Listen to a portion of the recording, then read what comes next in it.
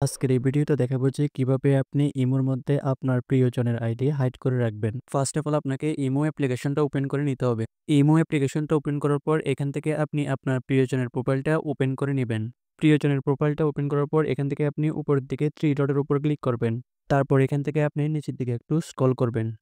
একটু স্ক্রল করে আসার পর এখানে আপনি ইনভিজিবল ফ্রেন্ডস নামে একটি অপশন দেখতে পারবেন। এবার আপনি এখান থেকে ইনভিজিবল ফ্রেন্ডসের ডান পাশে অন অফ করার অপশনটি অন করে দিবেন।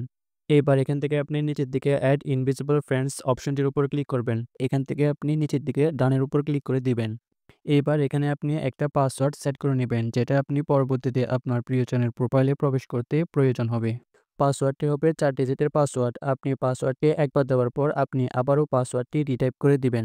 এখান থেকে আপনি ডান অপশনটির উপর ক্লিক করবেন। তারপর তারা স্ক্রিনে ইনভিজিবল ফ্রেন্ড সম্পর্কে একটু ধারণা দেবে। এখান থেকে আপনি এখন একটা কাজ করবেন, তাদের দেখানোর মতে আপনি আপনার মোবাইলটাকে একটু ঝাঁকিয়ে নেবেন। এবার এখান থেকে আপনি ওকে অপশনটির উপর ক্লিক করবেন।